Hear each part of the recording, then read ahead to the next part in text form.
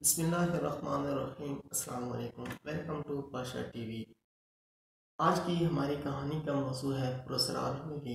उम्मीद है आपको मेरी ये कहानी भी पसंद आएगी। कहानी पे जाने से पहले नए दोस्तों से गुजारिश है कि वो मेरे इस चैनल को लाजमी सब्सक्राइब करें और साथ ही बेल के आइकन पर क्लिक करें ताकि वो मेरी आने वाली तमाम वीडियोस के नोटिफिकेशन जल्द से जल्द हासिल कर सकें। तो चलते हैं आज की इस कहानी की तरफ। मैं डरते डरते घर की तरफ जा रहा था। दिल में पिटाई के खौफ से मैं बहुत सहमा हुआ था। आज पहली बार मैं स्कूल से गैर हाजिर था। मुझे बचपन ही से पढ़ाई का शौक नहीं था।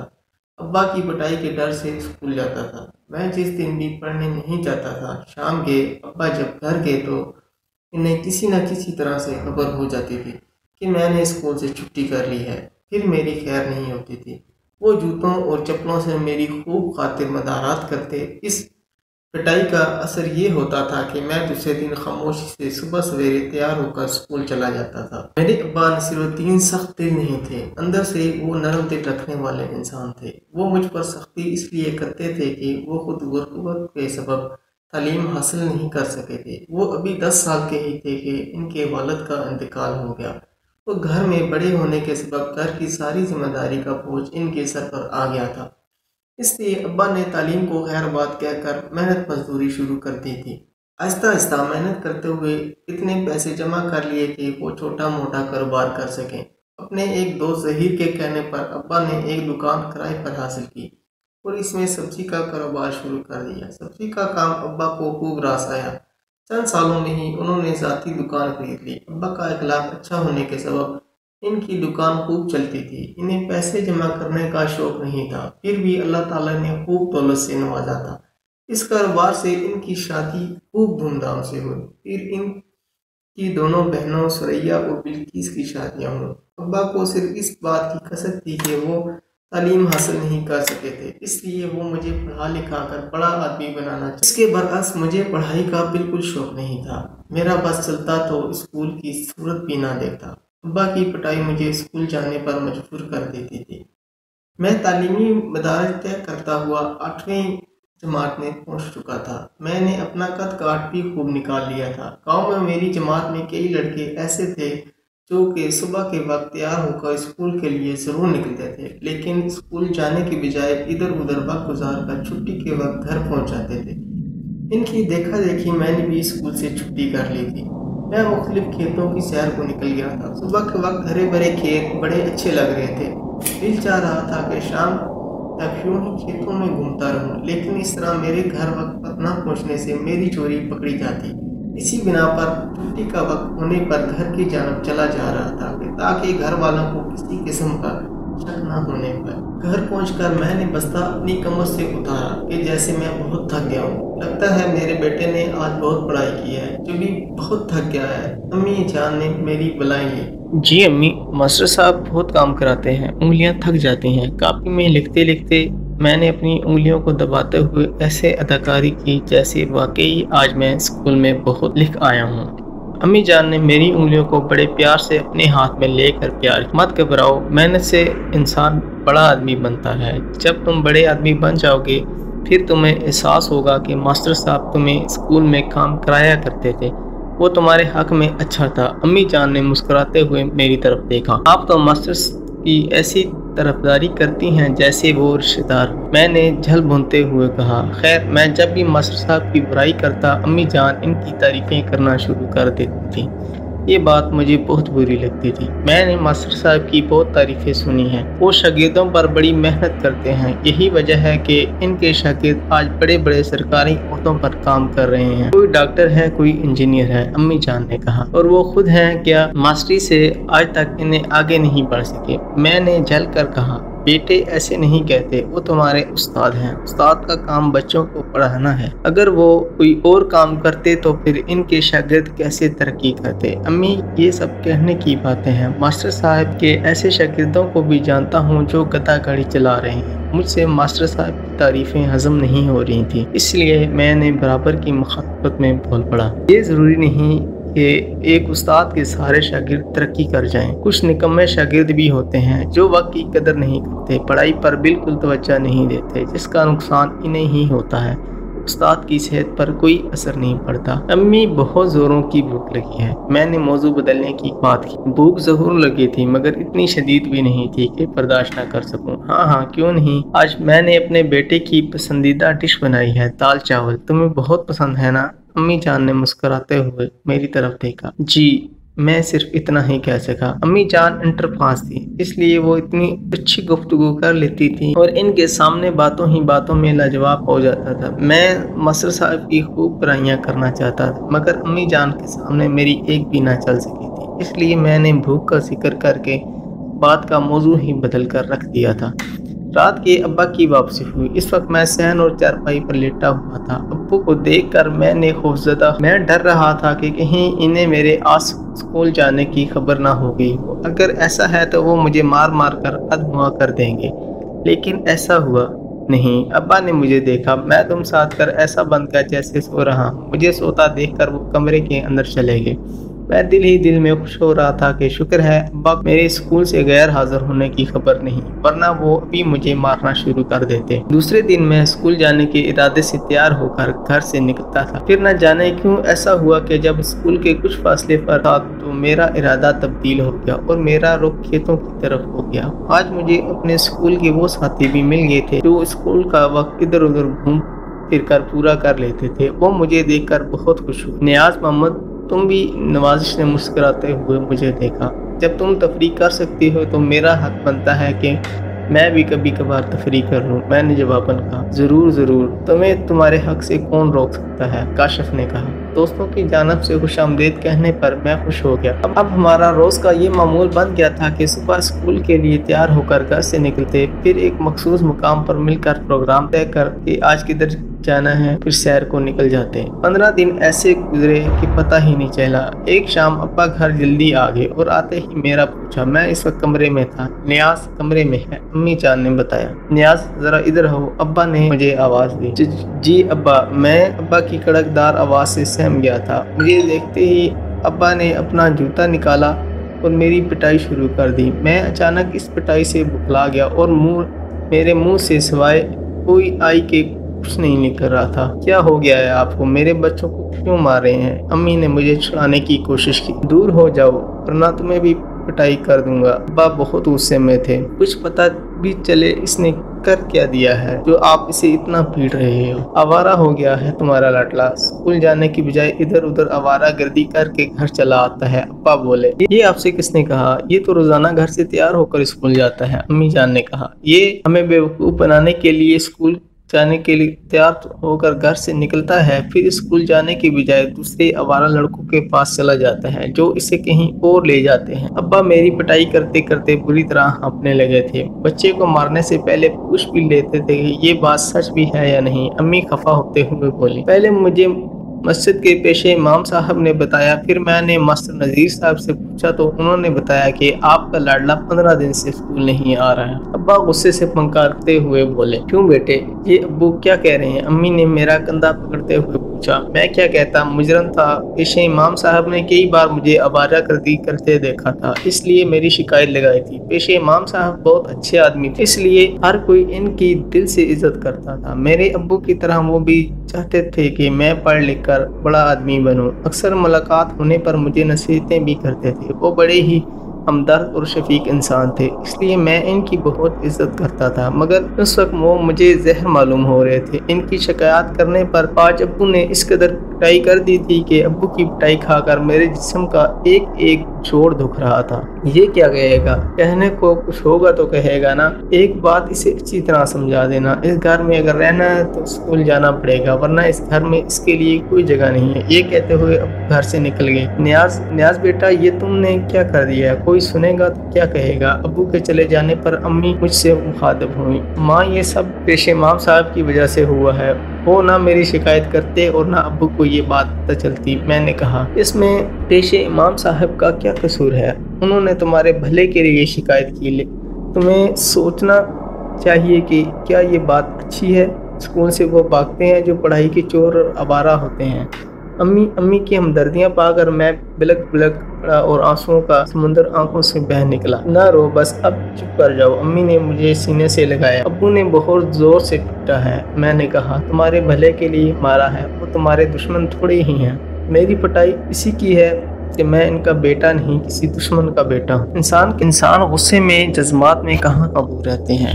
غصے میں آنا ان کا فطری عمل ہے۔ تم ایسی حرکت کرتے اور نہ وہ پٹائی کرتے۔ اب آئندہ ایسی کرنا، تم جانتے ہو ابو کے غصے کو، اس لیے تمہاری بہتری اسی میں ہے کہ آوارہ لڑکوں سے دوستی ہمیشہ کے لیے ختم کر دو، کیونکہ وہ تمہارے دوست ہرگز نہیں ہو سکتے۔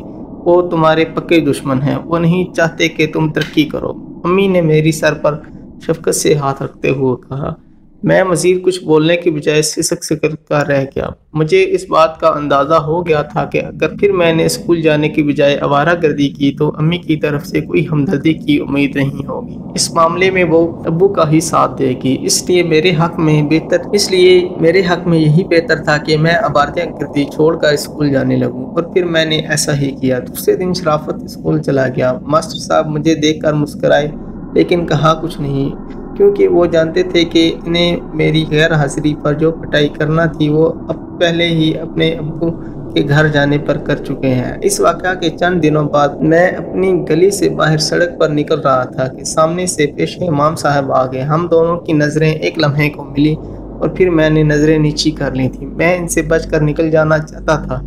مجھے اپنی شکایت لگائے جانے کا شدید دکھ تھا کہ ان کی شکایت پر میری پٹائی ہوئی ہے۔ اگر وہ ابو سے میری شکایت نہ کرتے تو وہ کبھی کبھی ماسٹر صاحب سے نہ پوچھتے میں اسکول آ رہا ہوں یا نہیں، اور میں سیر و تفریح میں مشغول رہتا۔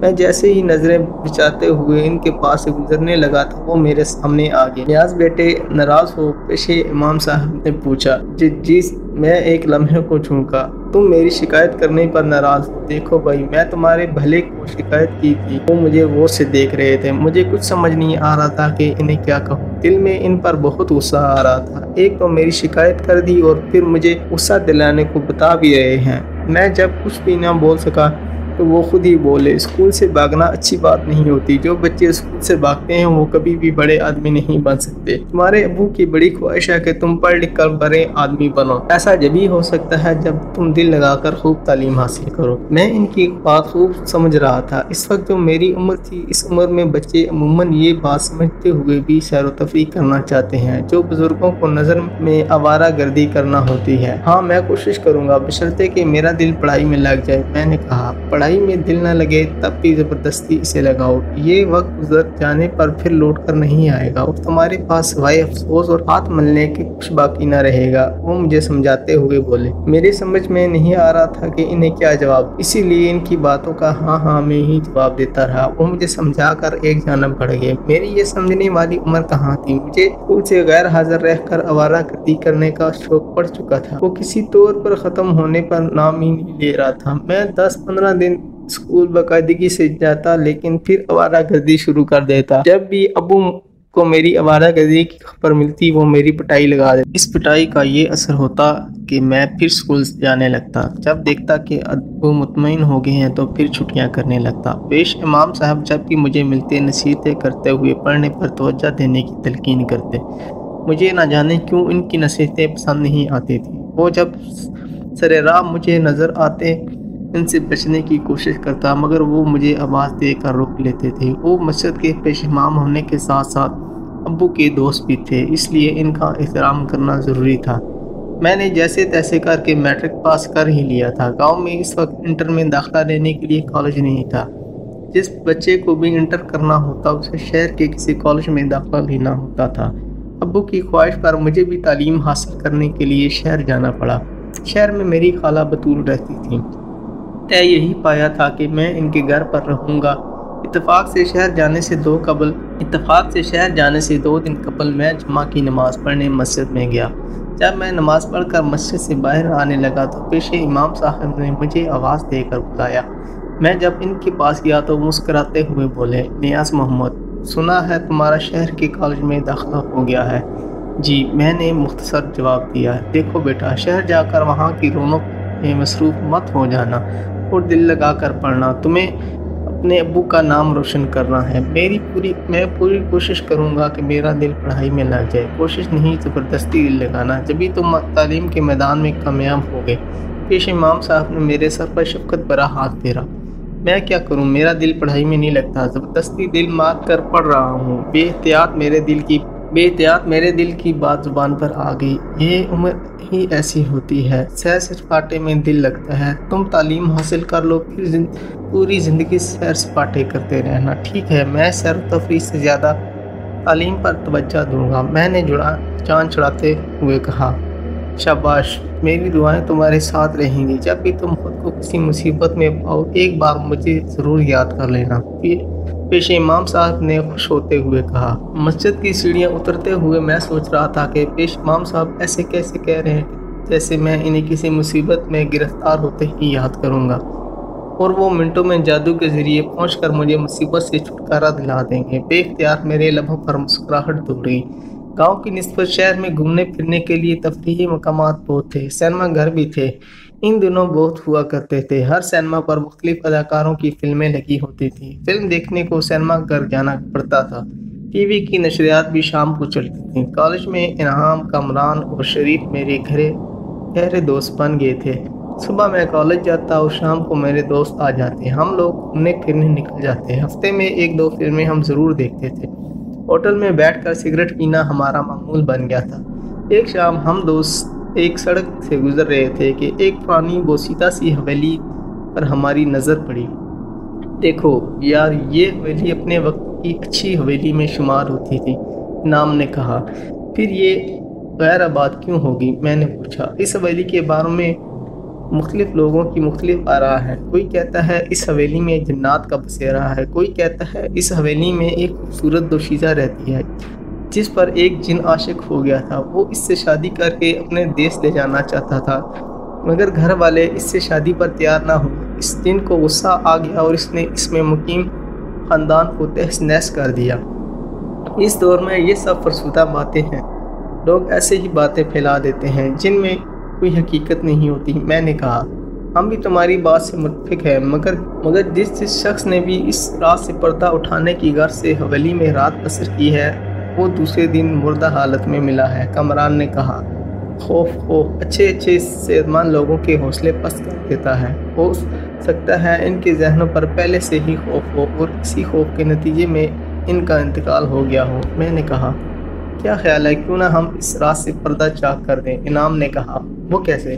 کامران نے پوچھا۔ وہ ایسے کہ اکیلا آدمی واقعی رات کی تاریکی میں اس پراسرار حویلی میں خوف زدہ ہو سکتا ہے، لیکن ہم چاروں حویلی میں ہوں گے تو پھر خوف نہ ہونے کے برابر ہوگا، اور ہم رات حویلی میں رہ کر اس کے اسرار سے واقف ہو جائیں گے، شریف نے کہا۔ بات ہماری معقول ہے، ایک کی نسبت 4 آسیب پر بھاری پڑیں گے، میں نے زوردار کہکا لگایا۔ میری بات پر وہ بھی مسکرا دیے۔ پھر ہم نے طے پایا کہ پہلے پورا دن اس میں گزاریں گے، پھر امن سکون سے رہنے پر پوری رات گزاریں گے۔ اتوار کو ہماری چھٹی تھی، اس لیے ہم اتوار کی صبح ہی ناشتہ کر کے وہاں پہنچ گئے۔ حویلی کے اندر سے بہت ہی خستہ حالت ہو رہی تھی، دیواروں سے پلستر ادھڑ چکا تھا، کمروں کی چھتیں ایسی ہو رہی تھیں کہ اب گریں۔ دن کی روشنی میں بھی ہم نے پوری حویلی کو اچھی طرح سے دیکھ لیا تھا، وہاں کچھ بھی نہیں تھا۔ برسوں سے صفائی نہ ہونے سے مٹی، گرد و غبار موجود، کمروں میں جگہ جگہ جالے لگے، کالے رنگ کی بلیاں بھی وہاں نظر آئیں، وہ ہمیں دیکھ کر ادھر ادھر چھپ گئیں۔ ہمیں پورا دن حویلی میں گزارنا تھا، اس لیے صحن کی صفائی کر کے ہم نے چادر بچھائی اور اس پر بیٹھ گئے۔ دوپہر کے کھانے کے بعد ہم کھانے پینے کی اشیاء بھی لے آئے تھے۔ دن میں ہمارا اس حویلی میں گپ شپ کرتے وقت گزرا، ہم وقفے سے حویلی کے مختلف کمروں میں بھی جاتے رہتے۔ شام ہوگی لیکن ہمارے ساتھ ایسا کوئی بھی ناقابل فراموش واقعہ پیش نہ آیا۔ جب ہم حویلی سے باہر آئے ہمارا دل فخر سے پھولا ہوا تھا اور ہم سمجھ رہے تھے کہ ہم نے کوئی بڑا کارنامہ سر انجام دے دیا ہے۔ ایک ہفتہ کے بعد اکٹھی 3 چھٹیاں آ رہی تھیں، اس سے اچھا موقع ہمارے ہاتھ پھر نہیں لگ سکتا تھا، اس لیے ہم دوستوں نے مل کر یہ پروگرام بنایا کہ اپنی خالہ کو گاؤں کا بہانہ بنا کر اس حویلی میں آ جاؤں گا۔ میرے دوست بھی اپنے گھر یہی بتا کر آئیں گے کہ وہ گاؤں کی سیر کرنے کو میرے ساتھ گاؤں جا رہے ہیں، اور ہم یہ 3 دن 3 راتیں اس حویلی میں گزاریں گے اور اس اسرار کو تلاش کرنے کی کوشش کریں گے کہ اس حویلی کے بارے میں جو باتیں پھیلائی گئی ہیں ان میں کتنی صداقت ہے۔ وہ سستا دور تھا، ہماری جیبوں میں اتنی رقم موجود تھی کہ وہ سستا دور تھا، ہماری جیبوں میں اتنی رقم موجود تھی کہ 2-3 دن آسانی سے گھر کا کھانا باہر سے کھا سکیں۔ جیسے ہی چھٹیاں آئیں ہم دوپہر کا کھانا کھا کر اس حویلی میں آ گئے۔ شام تک ہم نے خوب آرام کیا کیونکہ رات ہمیں جا کر گزارنی تھی۔ اب ہم اپنے ساتھ 2 لالٹین لائے تھے جن میں ہم نے مٹی کا تیل ڈلوا لیا تھا۔ ماچس کی 1 ڈبی ہمارے لیے کافی تھی، پھر بھی احتیاطاً ماچس کی 3 ڈبیاں لے لی تھی۔ رات کی تاریکی پڑنے پر 1 لالٹین کی جگہ 2 لالٹین روشن کر لی تھی تاکہ رات کی تاریکی میں کسی قسم کی پریشانی نہ ہو۔ رات کا کھانا کھا کر ہم باتوں میں مصروف ہو گئے تھے۔ ہماری باتوں کا موضوع پراسرار واقعات ہی تھا۔ ہم نے جو مختلف لوگوں سے واقعات سنے تھے انہیں بڑھا چڑھا کر پیش کر رہے تھے۔ یار خدا کو مانو، اس طرح کے واقعات سنانے سے پرہیز کرو، انعام نے باقاعدہ ہاتھ جوڑتے ہوئے کہا۔ وہ کیوں؟ میں چونکا۔ ہمیں حویلی میں رات گزارنی ہے، انعام نے کہا۔ رات گزارنے سے ان کا واقعات کا کیا تعلق ہے؟ شریف نے کہا۔ یہ پراسرار حویلی ہے، جو تم واقعات سنا رہے ہو ان کا اثر ہمارے ذہنوں میں رہے گا، اور رات کے جب سناٹا ہوگا ایسے میں کسی کاغذ کے ٹکڑے کا آ کر ادھر ادھر گرنے پر ہمارے دل زور زور سے دھڑکیں گے اور رات کا گزارنا ہمارے لیے نہ صرف مشکل ہو جائے گا، مجھے ڈر ہے کہ کہیں ہم یہاں سے بھاگ ہی نہ لیں۔ انعام نے کہا۔ تم بھی صدا کے ڈرپوک ہو، کامران نے زوردار کہکا لگایا۔ ابھی ہنس لو، تھوڑا وقت گزرے پھر دیکھیں گے، انعام نے کہا۔ ہاں بھئی، ہم واقعی دیکھنے کے ہی یہاں جمع ہوئے ہیں، میں مسکرایا۔ وقت تیزی سے گزر رہا تھا، ہمیں باتوں میں اس کا احساس ہی نہ ہوا۔ رات کا 1 بجتے ہی میرے دوستوں کو نیند آنے لگی تھی۔ وہ نیند کے بہت کچے تھے۔ میں بار بار انہیں اس بات کا احساس دلا رہا تھا کہ ہم یہاں سونے نہیں بلکہ ایک خاص مقصد کے تحت آئے ہیں۔ رات میں بالکل بھی نہیں سونا، مگر ان کی سمجھ میں میری بالکل نہیں آ رہی تھی۔ وہ مجھے یہ یقین دلاتے کہ وہ نہیں سوئیں گے سو گئے، میرے بار بار اٹھانے پر بھی نہیں اٹھ رہے تھے۔ میں نے جب یہ دیکھا کہ وہ نہیں اٹھ رہے تو اکیلے جاگنے کا سوچ لیا۔ رات کا نہ جانے وہ کون سا پیر تھا کہ میری آنکھیں نیند سے بوجھل ہو گئی تھی کہ اچانک مجھے صحن میں موجود کسی کے موجود ہونے کا احساس ہوا۔ اس لمحے کو مجھے ڈر لگا، مگر تجسس کے ہاتھوں مجبور ہو کر میں نے ایک لالٹین اٹھائی اور کمرے سے نکل گیا۔ چاند کی روشنی اس قدر تیز تھی کہ ایسا محسوس ہو رہا تھا کہ جیسے صحن روشنی میں نہایا ہوا ہے۔ ایک کمرے کے دروازے پر میری نظریں پڑیں تو میں پلکیں جھپکنا بھول گیا۔ وہاں ایک بے حد حسین لڑکی تھی۔ میں حیرت سے گم سم اس لڑکی کو دیکھتا جا رہا تھا۔ اس کا گول چہرہ، ناک نقشہ بہت حسین تھا۔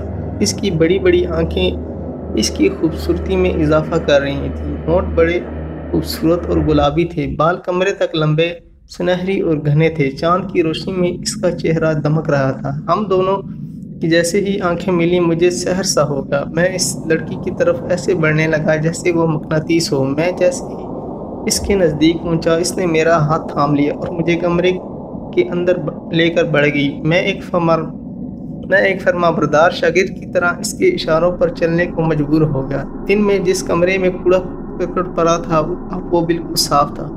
کمرہ ایسے منور تھا جیسے بیک وقت بلب روشن ہو۔ ایک جانب خوبصورت سا بیڈ بچھا ہوا تھا۔ اس لڑکی نے مجھے بیڈ پر لٹا دیا اور خود بھی بیڈ کے ایک طرف بیٹھ کر مخمور نگاہوں سے مجھے دیکھنے لگی۔ تم اپنے دوستوں کے ساتھ اس حویلی کی ویرانی کا راز کیوں لینا چاہتے ہو؟ وہ بولی۔ ہم صرف یہ جاننے کے لیے ہی حویلی کے اندر آئے ہیں، میں نے ڈرتے ڈرتے کہا۔ کیا کرو گے جان کر؟ اس سے پہلے جو حویلی کا راز معلوم کرنے آئے تھے ان کے حشر سے واقف نہیں ہو؟ ہاں، سنا ہے کہ وہ اس دنیا میں زندہ نہیں ہے، میں نے ہمت کر کے کہا۔ پھر بھی تم اس حویلی میں آ گئے ہو، مجھے تم پر بہت ترس آیا ہے۔ تم اس حویلی سے فوراً چلے جاؤ، میرے خاندان کے جنات تمہیں زندہ نہیں چھوڑیں گے، تمہارے حق میں یہی بہتر ہے، چلے جاؤ۔ وہ بولی۔ ہم ضرور چلے جائیں گے، بس اس حویلی کا راز معلوم ہو جائے، میں نے کہا۔ اس بات کی کیا گارنٹی ہے کہ راز معلوم ہو جانے پر تم چلے جاؤ گے؟ میں تم سے وعدہ کرتا ہوں، میں نے کہا۔ میرے خاندان کے جنات بہت ظالم ہیں، وہ انسانوں پر ترس یا رحم کھانے کے حق میں نہیں ہیں۔ جب تم اس حویلی میں پہلی بار آئے تھے میں نے ہی انہیں تمہیں کسی قسم کا نقصان پہنچانے سے روکا تھا۔ آج رات بھی وہ تمہیں نقصان پہنچانا چاہتے تھے، میں نے اس وعدے پر روکا ہے کہ صبح ہو جانے پر تم سب یہاں سے چلے جاؤ گے۔ اس نے کہا۔ ہاں، ہم صبح ہوتے ہی چلے جائیں گے، مگر وہ راز میں تمہیں بتائے دیتی ہوں، اس شرط پر کہ تم صبح یہاں نظر نہیں آؤ گے ورنہ خود ذمہ دار ہوگی، میں تمہاری مدد کرنے سے قاصر ہوں گی۔ مجھے منظور ہے، میں نے کہا۔ ٹھیک ہے پھر سنو، میں ایک جنزادی ہوں۔ اس گھر میں ایک برگد کا درخت تھا جس پر ہمارا خاندان رہتا تھا۔ اس گھر میں ایک قاسم نامی نوجوان رہتا تھا۔ وہ مجھے بچپن ہی سے بہت اچھا لگتا تھا۔ میں اس سے شادی کی خواہش مند تھی۔ بچپن میں انسانی شکل میں دوسرے بچوں کی طرح قاسم کے ساتھ کھیلتی تھی۔ جوان ہونے پر بھی میں اس سے ملتی رہی۔ اکثر ہم ملاقات چھت پر ہی کرتے تھے۔ قاسم میرے چھت پر اچانک آنے سے حیران رہ جاتا تھا۔ اس کی ضد پر مجھے ظاہر کرنا پڑا کہ وہ جنزادی ہوں اور اس سے شادی کر کے بقیہ زندگی اس کے ساتھ گزارنا چاہتی ہوں۔ قاسم بھی مجھے پسند کرتا تھا، اس لیے شادی کرنے کو تیار ہو گیا۔ جب اس نے اپنے والدین سے میرے خاندان کے بارے میں بتایا تو وہ ڈر گئے اور انہوں نے صاف صاف کہہ دیا کہ وہ کسی قسم کی صورت میں بھی قاسم کی شادی مجھ سے نہیں کریں گے۔ انہوں نے نہ صرف شادی سے انکار کیا بلکہ اس درخت کو بھی جڑ سے اکھاڑ پھینکا۔ میرے خاندان کو ان کی اس حرکت پر بہت غصہ آیا۔ وہ انہیں نقصان پہنچانا چاہتے تھے مگر میں نے انہیں اس اقدام سے روک دیا۔ قاسم کے والدین نے اس خوف سے کہ کہیں قاسم ان سے چھپ کر مجھ سے شادی نہ کر لے، اس کی شادی نسرین نامی لڑکی سے کر دی۔ نسرین کو بھی میرے اور قاسم کی محبت کے بارے میں پتہ چلنے پر مختلف عملوں سے رابطہ کر کے ہمارے خاندان کو جلا کر بسم کر دینا چاہا۔ حالانکہ میں اسی میں بھی خوش تھی کہ میں قاسم کو دیکھ کر جیتی ہوں۔ وہ عاملوں سے ملاقات کر کے مختلف وظائف پڑھنے لگی تھی۔ میرے خاندان والے یہ کب برداشت کرتے؟ انہوں نے نسرین کو وظائف پڑھنے وقت ڈرانا شروع کر دیا۔ اس کا اثر یہ ہوا کہ نسرین سے وظائف پڑھنے میں غلطیاں ہونے لگی تھی۔ ان وظائف کا اثر الٹا ہوا کہ اس حویلی کے خاندان میں جو سب سے پہلی موت ہوئی وہ قاسم کی ہی ہوئی تھی۔ اس کے مرنے سے میرا دل اچاٹ ہو گیا تھا۔ حویلی کے لوگوں سے میری دلچسپی ختم ہو گئی تھی، اس لیے میں نے اپنے خاندان والوں کو ان کے کسی اقدام سے روکتی نہیں تھی، جن کا نقصان یہ ہوا کہ ایک ایک کر کے حویلی کے سب لوگ مر گئے۔ اب پوری حویلی پر ہمارا راج ہے۔ پھر اس حویلی کے خاندان کے دیگر عزیز رشتہ داروں نے قبضہ کرنے کی کوشش کی مگر میرے خاندان جنات نے انہیں ایسا ڈرایا کہ پھر کبھی انہوں نے یہاں کا رخ بھی نہیں کیا۔ میں ابھی بھی قاسم کی یادوں کے سہارے جی رہی ہوں اور ورنہ میرے جینے کا مقصد فوت ہو چکا ہے۔ جب تم اپنے دوستوں کے ساتھ یہاں آئے تھے میرے خاندان کے جنات تمہیں ایسا سبق سکھانا چاہتے تھے کہ تم پھر کبھی یہاں لوٹ کر نہ آؤ۔ صبح ہوتے ہی اس حویلی سے نکل جانا ورنہ میری بھی نہیں سنیں گے اور تمہاری ایسی درگت بنائیں گے کہ کبھی بھلا نہ سکو گے۔ وہ بولی، میں اپنے ایک وعدے کر قائم رہوں گا، میں نے کہا۔ میری بات پر وہ خوش ہوگی اور اس نے غور سے میری آنکھوں میں جھانکا۔ مجھ پر بدہوشی طاری ہوگی اور پھر مجھے کچھ ہوش نہیں رہا۔ صبح ہونے پر مجھے دوستوں نے اٹھایا۔ میں اس کمرے میں ہی موجود تھا مگر اب وہاں کچھ نہیں تھا۔ پورے کمرے میں کوڑا کرکٹ بھرا ہوا تھا اور کچرے کے ڈھیر پر میں پڑا تھا۔ میرے برابر ہی لالٹین رکھی تھی۔ تمہیں سونا تھا تو ہمارے پاس ہی سو جاتے، یوں اکیلے کیوں سو گئے ہو؟ انعام نے کہا۔ رات میں تمہارے پاس ہی بیٹھا تھا کہ مجھے صحن میں کسی کے چلنے کی آواز آئی اور جب میں کمرے سے باہر آیا تو میری حیرت کا ٹھکانہ ہی نہیں رہا کیونکہ صحن میں ایک میں نے چاہا پری چہرہ حسین لڑکی موجود تھی۔ انعام نے کہا، ہاں ایسا ہی تھا مگر تمہیں کیسے معلوم؟ میں نے پوچھا۔ یہ بھی کوئی پوچھنے والی بات ہے، ہر کہانی میں یہی ہوتا ہے۔ وہ حسین لڑکی پھر حویلی کے ایسے کمرے میں لے جاتی جو بہت ہی خوبصورت طریقے سے سجا ہوتا ہے اور پری چہرہ لڑکی اپنے بیڈ پر لے جاتی ہے۔ پھر اسے کچھ ہوش نہیں رہتا۔ صبح ہونے پر رات کا ماحول غائب ہو جاتا ہے اور وہ حسین لڑکی نہیں ہوتی۔ یہ سب باتیں ہم پہلے ہی ڈراؤنی کہانیوں میں پڑھ چکی ہیں، اس لیے ہمیں بیوقوف مت بناؤ۔ کامران نے کہا، تم میری بات کا یقین کرو، ایسا ہی ہوا تھا۔ میں نے کہا، یہ فضول باتیں چھوڑو اور ناشتے کی فکر کریں کیونکہ بہت زوروں سے بھوک لگ رہی ہے۔ کامران نے کہا۔ میں انہیں رات کا واقعہ تفصیل سے سنانا چاہتا تھا مگر وہ سننے کو قطعی تیار نہ تھے۔ ہم نے قریبی ہوٹل میں جا کر ناشتہ کیا۔ ناشتے کے دوران میں نے زبردستی پورا واقعہ سنا دیا اور اس جنزادی سے وعدہ بھی بتا دیا۔ وہ مسکراتے ہوئے، یہ واقعہ سن کر بولو نیاز محمد، میں تمہیں اپنے گھر یاد آ رہا ہے، اس لیے تم چاہو تو اپنے گھر چلے جاؤ، ہم بالکل بھی یہاں سے نہیں جائیں گے۔ انعام نے کہا، ہم جس مقصد کے تحت یہاں آئے تھے وہ حل ہو چکا ہے، اس لیے ہم مزید یہاں ٹھہر کر اپنا قیمتی وقت ضائع نہیں کریں گے۔ میں نے انہیں سمجھایا، وقت ہوتا ہے ہی اسی لیے کہ اسے ضائع کیا جائے۔ کامران نے کہا، میں تمہیں چھوڑ کر نہیں جا سکتا اور یہ بھی برداشت نہیں کر سکتا کہ جنات تمہیں کسی قسم کا نقصان پہنچائیں۔ میں نے کہا، یار ہمیں جنات کس طرح کا نقصان پہنچا سکتے ہیں؟ تم نے آتے ہی ان کی لڑکی کو پھانس لیا ہے، ہم اب ہر طرح کے خطرے سے محفوظ ہو گئے ہیں۔ شریف نے زوردار کہکا لگایا۔ میرے بار بار سمجھانے پر بھی وہ نہیں مانے۔ کسی بھی صورت اس حویلی سے جانے کو تیار نہ تھے۔ مجبوراً مجھے بھی ان کے ساتھ رکنا پڑ گیا، مگر میں اندر سے بری طرح خوفزدہ تھا کہ کہیں ہمیں جنات نقصان نہ پہنچا دیں۔